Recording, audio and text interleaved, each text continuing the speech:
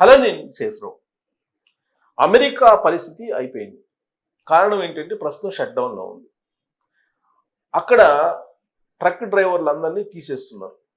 భారత మూలాలు ఉన్నటువంటి వాళ్ళు, విదేశీ మూలాలు ఉన్నటువంటి ట్రక్ డ్రైవర్లని తీసేస్తున్నారు. వాళ్ళకి ఇంగ్లీష్ ప్రావీణ్యం మీద టెస్ట్ పెడుతున్నారు. ఆ ఇంగ్లీష్ ప్రావీణ్యం లేకపోతే కనుక తొలగించేస్తున్నారు. అలా తొలగించినటువంటి వాళ్ళలో 7,000 మంది వరకు సుమారుగా ఉన్నారు. వాళ్ళందరూ ఇప్పుడు ఉద్యోగాలను కోల్పోయారు. అలాగే షట్ డౌన్ కారణంగా విమానాలు ఎగరడం లేదు. అక్కడ కొన్నేమో లేటుగా నడుస్తున్నాయి. కొన్ని వేల ఫ్లైట్స్ అక్కడ డిలే అవుతున్నాయి. అలాగే స్ట్రైక్కి వెళ్ళిపోయారు అక్కడ. ఎందుకు? షట్ డౌన్ ఉంది కాబట్టి వాళ్ళకి శాలరీస్ ఇవ్వలేనటువంటి పరిస్థితి. అందుకే దాదాపుగా 30,000 మంది ఎంప్లాయీస్ విమానయానంలో వాళ్ళు విధులకు దూరంగా ఉన్నారు. దీంతో కొన్ని వేల విమానాలు ఆగిపోయాయి. ఎక్కడికక్కడే ఎయిర్పోర్టుల్లో ఆగిపోయాయి. ట్రక్కులు రోడ్ల మీదనే ఆగిపోయాయి. అమెరికా అనేది ల్యాండ్ ఆఫ్ ఆపర్చునిటీ అని అంటారు. అలాంటి దేశాన్ని Trump America first, make again great again అనేటువంటి ఒక నినాదంతో అక్కడ రకరకాల పాలిటిక్స్ తీసుకొచ్చారు. విభజించేటువంటి పాలిటిక్స్ తీసుకొచ్చారు. అమెరికన్స్, నాన్ అమెరికన్స్ అనేటువంటి విభజన తీసుకొచ్చి ఆ దేశాన్ని సమూలంగా నష్టపరిచేలాగా చర్యలు తీసుకుంటున్నారు అనేది ప్రపంచవ్యాప్తంగా వినిపిస్తుంది. ఇలాంటి పరిస్థితుల్లో న్యూయార్క్ ఎన్నికలు జరిగాయి. ఈ న్యూయార్క్ ఎన్నికల్లో మమ్దాని డెమోక్రటిక్ అభ్యర్థి గెలిచారు. రిపబ్లిక్ అభ్యర్థి ఓడిపోయారు. ఓడిపోవడానికి కారణం ఏంటి? రిపబ్లికన్ పార్టీ అని అంటే తన బొమ్మని పెట్టుకోలేదు, తన బొమ్మ కనిపించలేదు, అందుకే ఓడిపోయాడని చెప్పి ట్రంప్ చెప్తున్నాడు. రిపబ్లికన్ అభ్యర్థి ఓడిపోవడానికి కారణం. డెమోక్రటిక్ అభ్యర్థి గెలవడానికి కారణం ఏంటి అనే దాని మీద మొత్తం అంతర్జాతీయంగా రకరకాల అభిప్రాయాలు చక్కగా కొడుతున్నాయి. వాటిల్లో భారత్ చుట్టూ తిరిగేటువంటి 2 అంశాలు ఉన్నాయి. అది కూడా తెలుగు రాష్ట్రాల చుట్టూ తిరిగేటువంటి ఒక అంశం ఉంది, కీలకమైనటువంటి అంశం. ఫ్రీ బస్ అనేది ఒక పెద్ద నినాదం ఎన్నికల్లో. తెలంగాణలో కానీ, ఆంధ్రప్రదేశ్లో కానీ, ఢిల్లీలో కానీ, ఎక్కడైనా సరే, కర్ణాటకలో కానీ ఫ్రీ బస్ అనేది ఒక నినాదం. ఫ్రీ బస్ను ప్రకటించినటువంటి ప్రతి పార్టీ అధికారంలోకి వచ్చింది దాదాపుగా ఇండియాలో. ఇదే ఫ్రీ బస్ పథకాన్ని న్యూయార్క్ మేయర్గా మమ్దాని ప్రచారం చేశాడు. ఫ్రీ బస్ ప్రచారం చేశాడు అక్కడ మమ్దాని. దాంతోపాటు నెహ్రూ వాదాన్ని వినిపించారు అక్కడ. ఈయన రిపబ్లికన్ సోషలిస్ట్. ఎవరు? మమ్దాని. నెహ్రూ 1947లో ఎలాంటి భావజాలాన్ని ప్రచారం చేసి ప్రజల్లోకి వెళ్ళి ఆయన నిలిచారో, నెహ్రూ భావజాలాన్ని అక్కడ ఎన్నికల్లో ప్రయోగించారు. సో నెహ్రూ భావజాలం, అలాగే ఇప్పుడున్నటువంటి సమకాలీన రాజకీయాల్లో ఫ్రీ బస్ ఎఫెక్ట్, ఈ రెండింటిని మిక్స్ చేసి అక్కడ రిపబ్లికన్ మేయర్ అభ్యర్థిగా ఉన్నట్టు మమ్దాని ప్రజల్లోకి వెళ్ళారు. ఆయన గెలిచారు.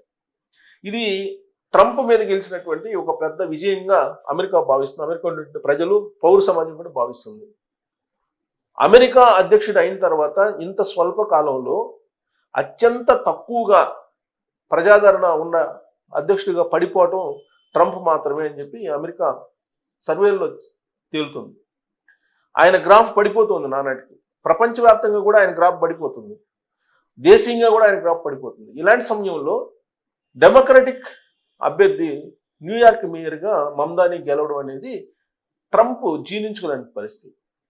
ట్రంప్ ఇక రాజకీయంగా అమెరికా ప్రజల మన్ననలు పొందలేడు అనడానికి ఈ ఎన్నిక కీలకం అని చెప్పేసి అక్కడ అమెరికాలో ఉండేటువంటి పౌర సమాజం భావిస్తుంది. ఎందుకంటే న్యూయార్క్ మేయర్ ఎన్నిక అనేది చాలా కీలకమైనటువంటి ఎన్నిక.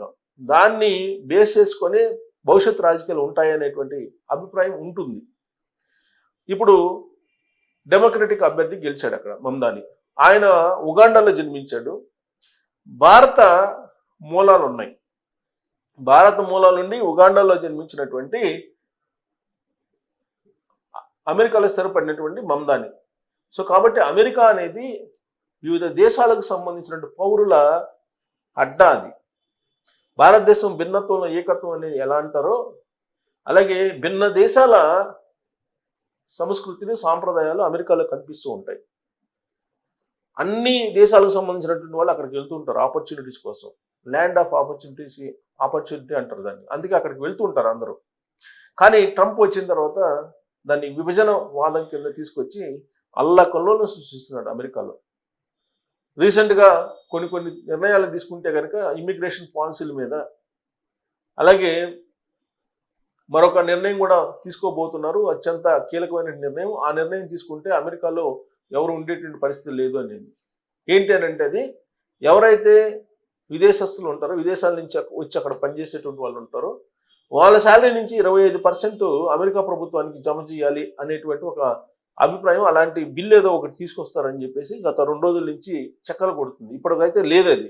మరి అలాంటి ఆర్డినెన్స్ కూడా తీసుకొస్తారేమో. ఒకవేళ అదే చేస్తే కనుక విదేశీ ఉద్యోగులు ఎవరైతే అక్కడ ఉన్నారో వాళ్ళెవ్వరూ కూడా 25% ఇవ్వడానికి సిద్ధపడరు. ఒకవేళ 25% ఇస్తే కనుక వాళ్ళకి మిగిలేదు ఏమి ఉండదు.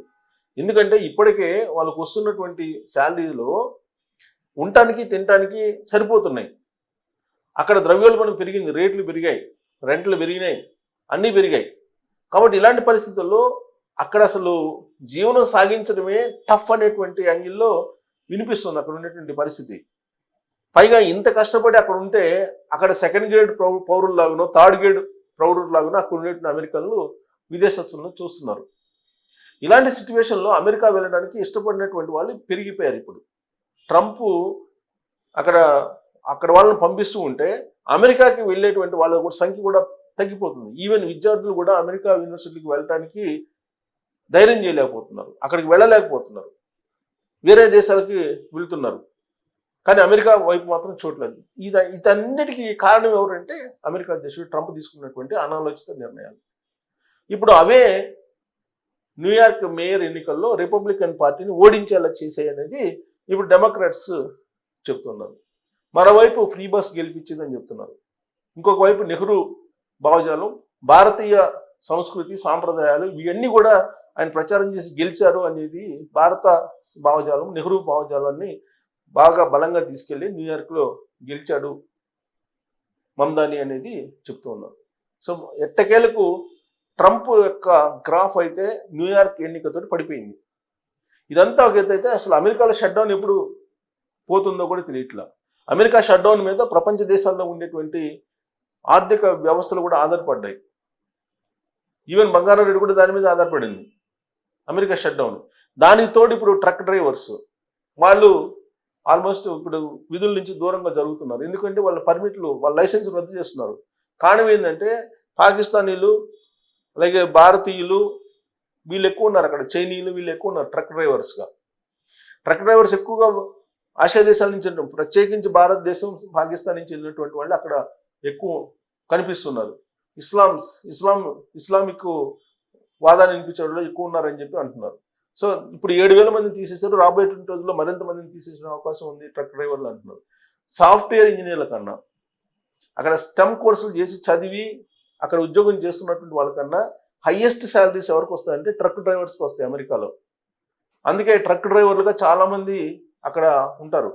దాదాపు నెలకు వచ్చేసి $15,000 నుంచి $20,000 తీసుకునేటువంటి ట్రక్ డ్రైవర్స్ కూడా ఉన్నారు అక్కడ. ట్రక్ డ్రైవర్స్కి వచ్చేది జీతం సాఫ్ట్వేర్ ఇంజనీర్లు కూడా రాదు అక్కడ. అలాంటి ట్రక్ డ్రైవర్లు ఇప్పుడు అమెరికా నుంచి సాగనంపేటువంటి ప్రయత్నం అమెరికా చేస్తూ ఉంది. ఇది ఒక సంక్షోభం అక్కడ. ఎందుకు రవాణా ఆగిపోతుంది, రోడ్డు రవాణా అనేది స్తంభించిపోయే అవకాశాలు కనిపిస్తూ ఉన్నాయి.